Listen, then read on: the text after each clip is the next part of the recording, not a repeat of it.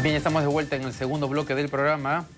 Entre el 15 y el 24 de mayo se va a llevar a cabo la 17ª ronda de negociaciones del Acuerdo de Asociación Transpacífico, que es un tema que en verdad había pasado un poco desapercibido. Yo he comenzado a recibir los mails y a leer un poquito, y por eso decidimos invitar a Alejandra Alaiza, coordinadora ejecutiva de la Red Peruana por una Globalización con Equidad, y a Roberto López, coordinador de Acción Internacional para la Salud.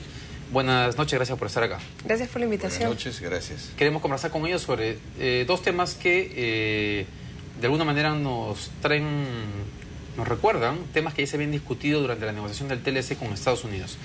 Quería preguntarle, primero recuérdele a los televidentes en qué consiste este acuerdo de asociación transpacífico, qué países están involucrados, qué temas se están tratando en la negociación. Este acuerdo, conocido generalmente como el TPP, es un acuerdo del tipo TLC, es decir, es un TLC entre 11 países de la región, liderado de alguna manera con las propuestas que Estados Unidos lleva sobre la mesa, y están sentados en la mesa de negociación Estados Unidos, Australia, Nueva Zelanda, Perú, Chile, ha entrado México y Canadá, y un buen colectivo de países asiáticos, Brunei, Vietnam, Malasia, Singapur.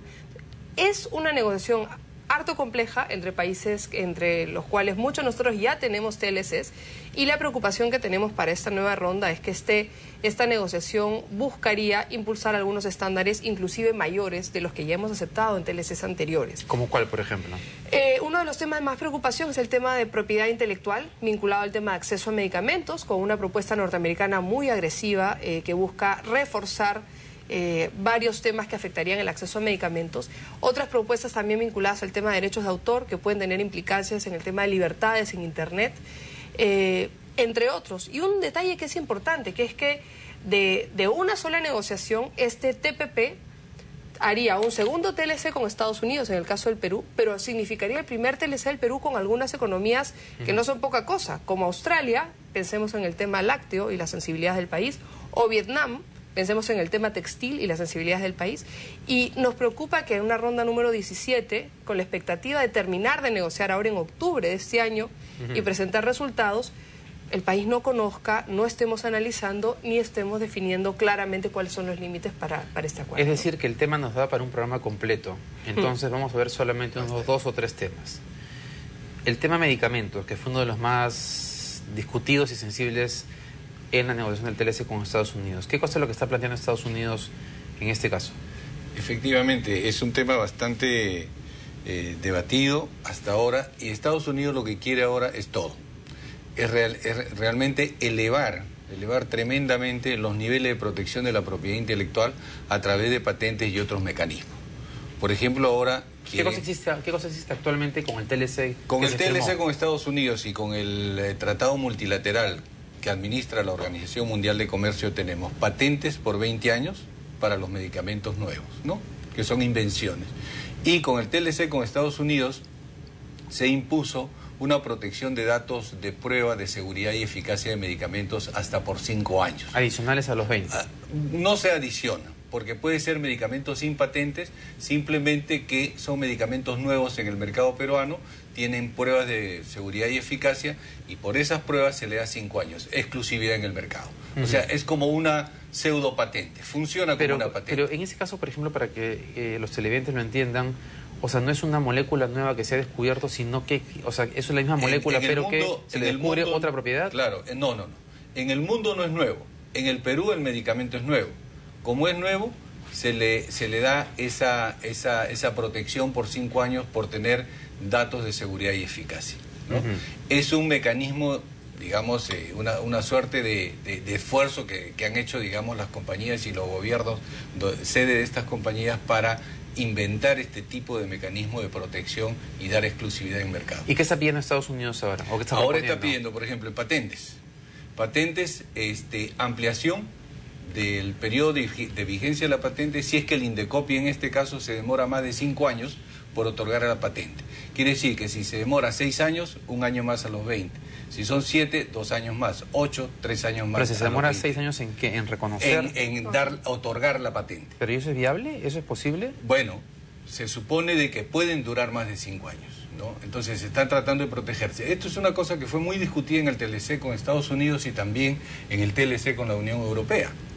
Es un punto que ellos están utilizando para ampliar la vigencia de la patente. O sea que en ambos casos, en el caso de Estados Unidos y la Unión Europea, el Perú ganó en ese tema en particular en su posición. Creemos que sí, eso sí. Ahora, me imagino que ya que son tantos países, ni México, ni Australia, ni los países, ni el resto de países van a aceptar esta propuesta. O sea, digamos, debe haber un bloque que se opone a esta propuesta de Estados Unidos. Claro, porque hay más también, ¿no? O sea, hay patentes de segundo uso, lo que usted mencionaba anteriormente. O sea, medicamentos que ya tienen una patente, que se descubre que tienen una nueva indicación terapéutica, 20 años más de patente, ¿no? Y ahí hay problemas en la industria, ¿no? Porque generalmente a veces ese segundo uso es algo que puede ser, digamos, no un gran descubrimiento, algo relativamente marginal o en términos de investigación y desarrollo, nada sustantivo, y se usa como pretexto para darle 20 años más. Ya no es invención de un medicamento, claro, es descubrimiento de una nueva propiedad de un medicamento. Claro, o sea, pero eso actualmente... no lo damos, además el Tribunal Andino hace muchos años rechazó, ¿no?, una demanda, digamos, de una transnacional que quería una patente de segundo uso. Eso no está considerado ni en la legislación nacional ni en la legislación andina. Y actualmente se está pidiendo de nuevo. Está pidiendo de nuevo, pero también patentes, por ejemplo, para nuevas formas de administración de un medicamento. Si un medicamento sale al mercado, digamos, con una modalidad de administración de cada 4 horas y después pueden hacer una cada 24 horas, esa también quieren 20 años de patente. O sea, son bien divertidos, ¿no? No, bastante, bueno, es que yo diría trágico. Es una exageración. Es que mira, lo que ocurre es que en Estados Unidos tienen eso.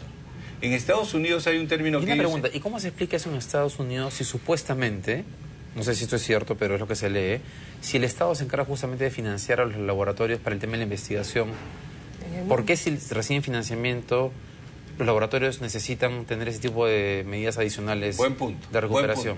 Buen punto. Porque lo que ocurre, siempre nos dicen, en la gran inversión de la industria para tener nuevos medicamentos, pero no se habla de la inversión pública, en este caso Estados Unidos o en Europa, que a través de universidades o a través de otras fundaciones financian, ¿no?, investigaciones más que básicas, que no son básicas, que van más allá, que se inventan nuevos medicamentos y después le pasan esas licencian esas patentes hacia la industria farmacéutica.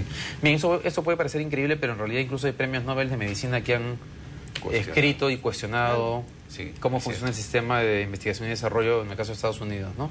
El capítulo de inversiones, ¿qué se está planteando en ese caso en particular? A ver, el capítulo de inversiones que incluye este TLC, este nuevo TLC, es el mismo marco que se ha venido promoviendo en otros acuerdos, ¿no? Un TLC como un capítulo de inversiones como el que firmamos con el TLC con Estados Unidos.